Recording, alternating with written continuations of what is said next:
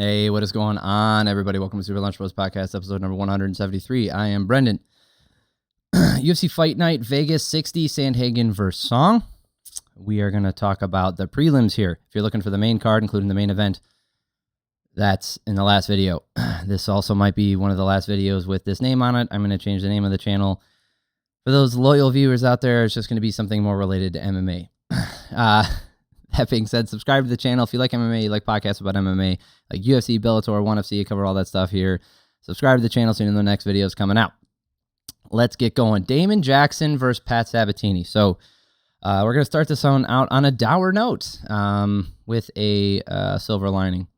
So Damon Jackson lost his brother a week ago. And it's unfortunate, it's sad, and often my wife will give me crap for feeling emotional about this stuff because it seems like the UFC does play these things up for emotional, not brownie points necessarily, but it's emotional cachet. Just to put some more, I don't know. I think it's fine. I think there are things that happen, and it's unfortunate. It's sad, really. It's horrible when stuff like this happens. And guess what? If you feel sad, I felt sad finding out about that stuff. And then, it's emotional because he gets a win over it. He gets a TKO in the first round. He landed a front kick that rocked Pat Sabatini early, and then he followed up with some punches, got on top, and got the finish with the TKO. So it's a big win, big finish for him after losing his brother like that. So good win for him. My condolences to him and his family. It's terrible, it's terrible, and it's good. He got a win, so it's one less thing to worry about in his life. He's got a win over Charles Rosa, who I'm whatever on. I don't like watching him fight.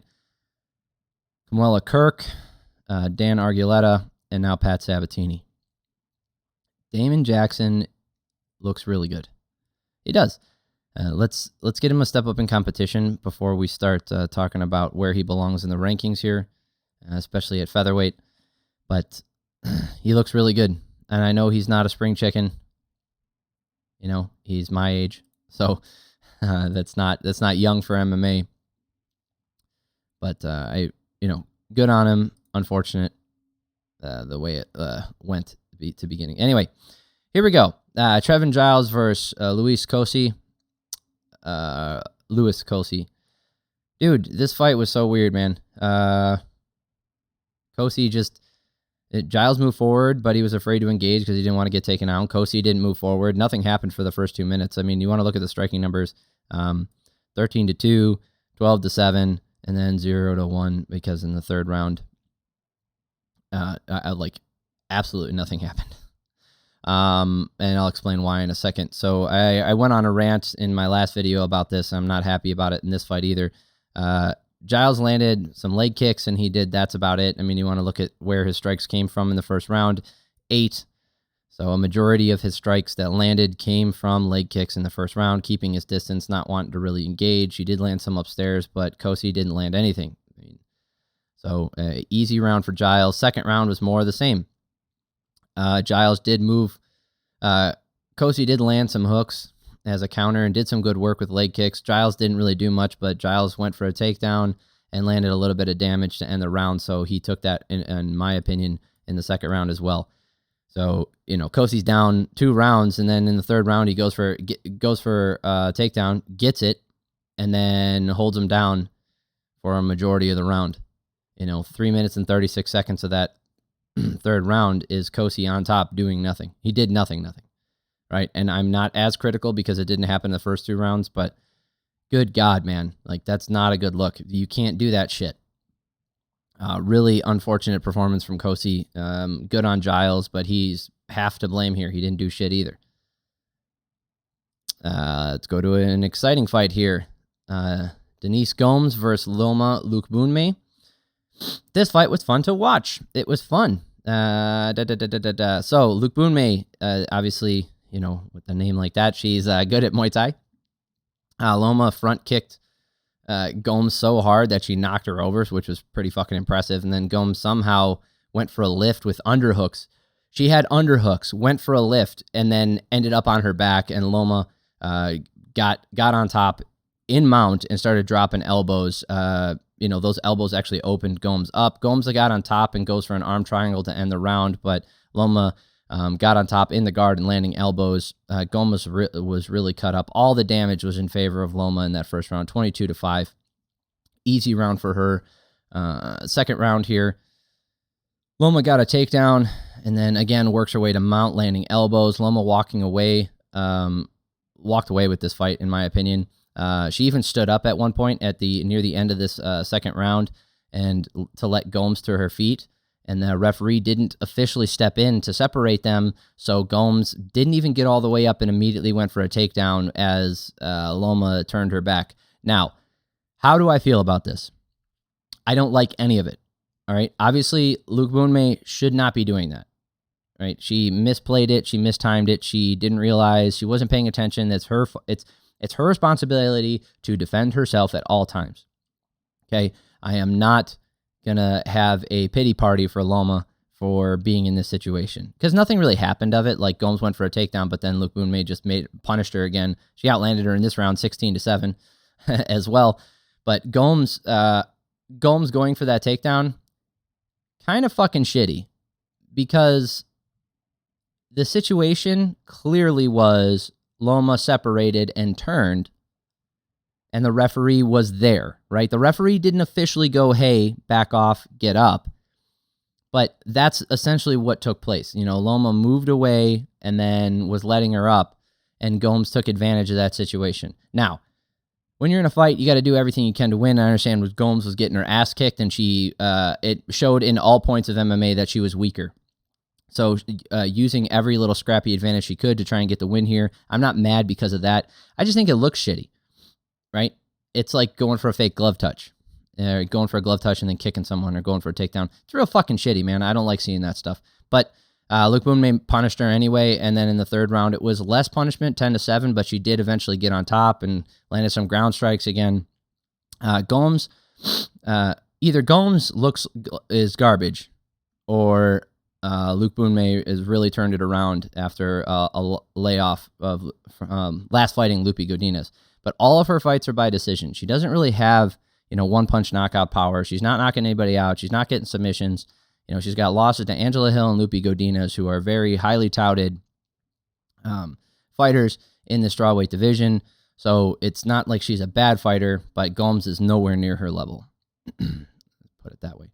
Trey Ogden versus Daniel Zellhuber. Zellhuber is a Dana White Contender Series alum and, again, highly touted prospect, talking him up on how good he is. Boy, Dan looked like he had disdain for this fight in general. He looked like he was too good to be in there. Nothing really happened except for leg kicks for the first 2 minutes. But Trey was keeping even with him, landing with him, doing everything he needed to do. 20-12 in favor of Ogden in this first round. Both guys pretty much just landed leg kicks this whole first round.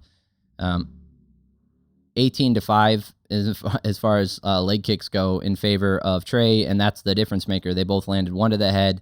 Zellhuber landed 6 shots to the body, including some good kicks to the body. But really, Ogden was just, they were playing a distance game, and Ogden was doing a better job in frustrating Zellhuber, and Zellhuber just didn't turn it on. And then the second round was more of the same, although Zellhuber did step it up, but so did Ogden. 26-23 in favor of Ogden. I gave him that second round as well. Ogden actually got a takedown, and then Dan grabbed the cage to prevent being dumped again, which was kind of shit. Didn't even get a warning for it.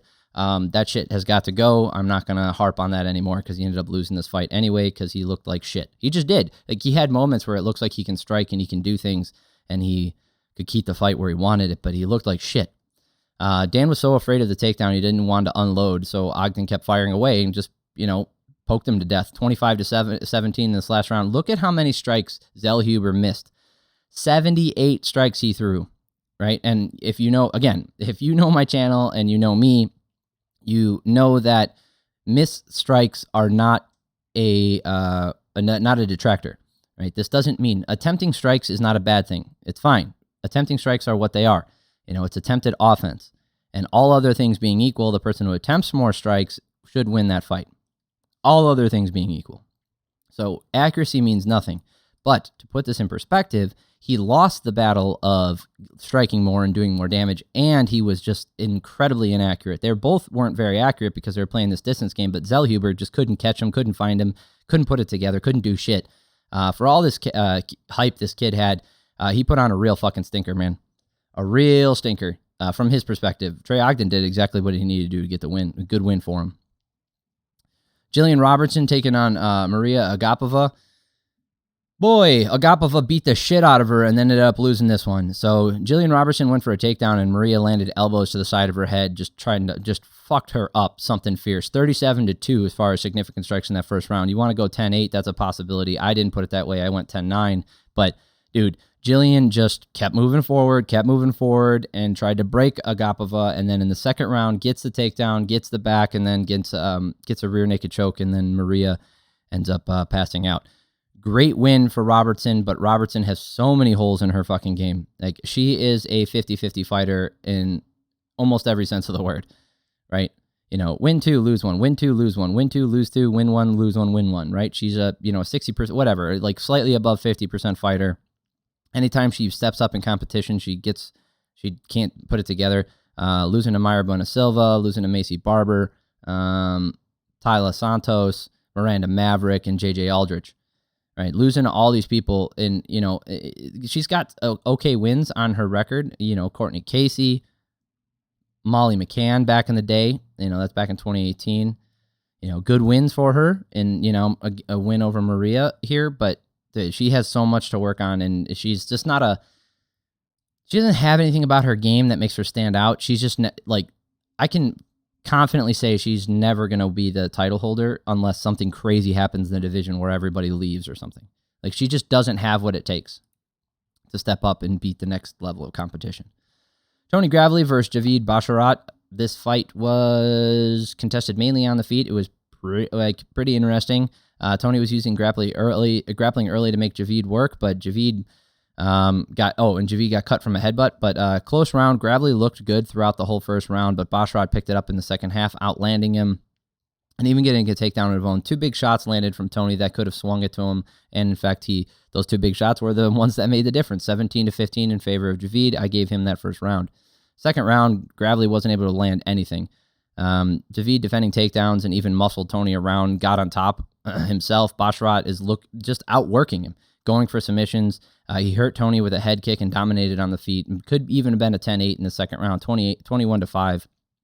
But for sure, the fight was 2018 at this point, maybe 2017. Gravely moving forward and trying to break Javid, and Basharat maybe looked a little tired in this third round. Obviously, he outstruck him 42-13, but Gravely had better moments in this round. I didn't think it was 42 real significant strikes, but Gravely landed some really good shots, and a really hard leg kick that seemed to affect Basharat, but, Javid just outworked him like crazy. I gave him all 3 rounds. Apparently the judges gave Tony the first round, which is not, that's not that bad. That's fine. And then Nicholas Mota versus Cameron Van Camp.